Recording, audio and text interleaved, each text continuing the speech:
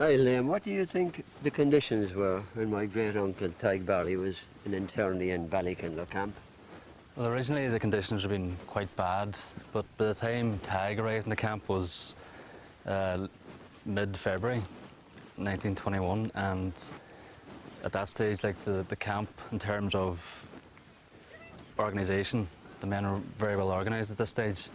But again, the actual condition within the compound was really marshy ground, was boggy, it was damp, it was cold. You had that wind and rain almost constantly. So it was really bad, like for people who would have had, say, suffered from asthma. They would have suffered a lot. And then the other extreme then was like in the good weather, the dry weather, you had sand because the wind was almost a constant thing. Like again, the food was atrocious. The men couldn't survive on the food, and their survival was basically the parcels that were sent from home, and that's the main thing that kept them alive. And what do you think they did to concentrate to help them in these conditions and to relieve themselves of the monotony? The camp was very well organised because the whole kind of the policy of internment is to demoralise, is to break the spirit. So to take hundreds and hundreds of men is to break that aspiration. And the way the men actually dealt with it, they organised education, they organised sports, they organised any activity that was to almost stop the monotony, the rot that the internment was there to instill. And Tadhg Barry was at the centre of every activity within the No. 2 compound. He was very much involved in a debating society. He was very much involved with the GAA. He was involved in practically everything, and he was writing lectures every week.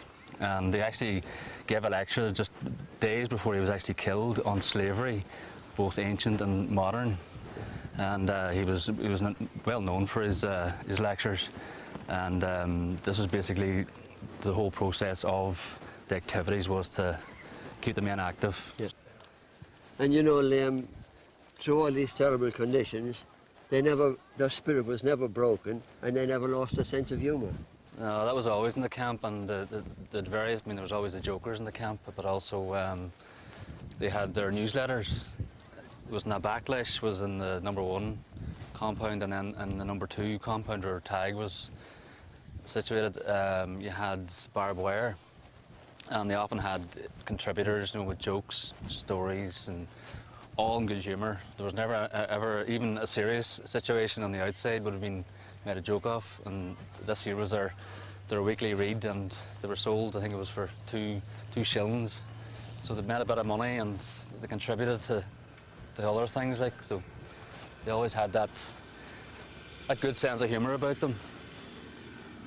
And there was great hope for them with the treaty going on, and they knew they were going to get released on parole in the near future. Yeah, whenever the truce was actually announced in July, they envisaged that they would have been released almost immediately.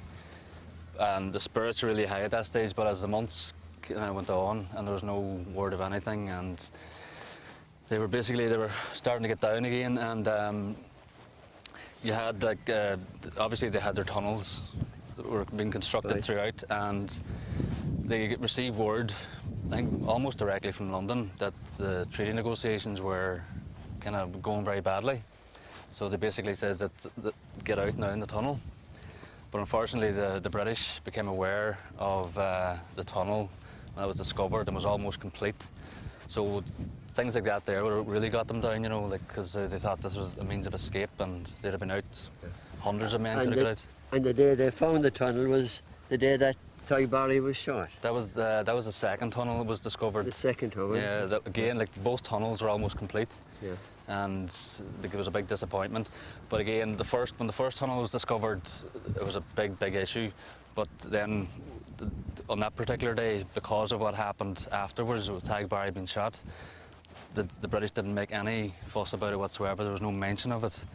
So you know, it's just one of those things, like, that they almost thought that it was a big issue one minute with the tunnel being discovered, and then with a death, it was almost like a cover-up. You know, they didn't want to mention they didn't want to punish the internees or anything like that. And I suppose the British realised that these guys would be released now as a result of the truce and as a result of the treaty.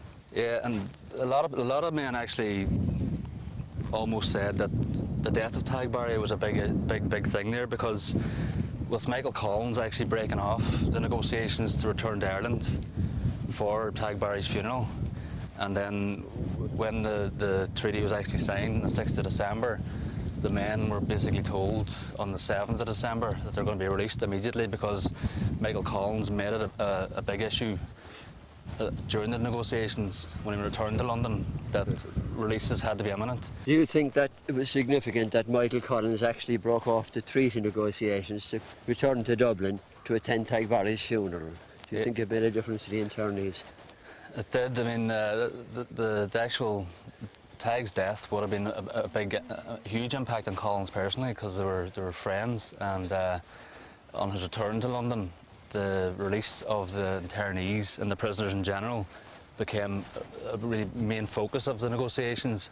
And that there, when you realise that, like, whenever the treaty was actually signed on the 6th of December 1921, it was actually the following day that they says that all internees and prisoners were different, but internees were going to be released immediately. So the internees were basically told that day that they'd been released, and they were actually released then on the 8th of December.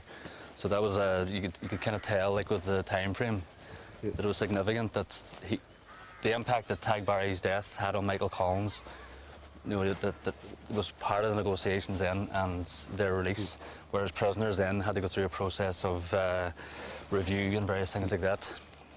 And of course that wasn't the end of their ordeal. On their way home they got attacked at various places by... Yeah, they were attacked at Banbridge and various other places along the railway line. There was crowds that gathered at railway stations, and there were men with rifles along the railway line who were firing indiscriminately into the trains.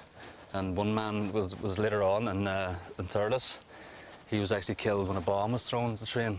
Yeah. And apparently they don't know for sure, but they said it was either Black and Tans or somebody of that element was responsible. Yeah. Of course, as his great-nephew, I've been ploughing along for years, trying to bring his memory to the fore. And it's great to meet somebody like yourself who has taken this history seriously, and the Ballykinlar history serious. And it's a great consolation to me that somebody has taken up the cudgel from here on. Yeah, it was a fascinating story to research and to actually write.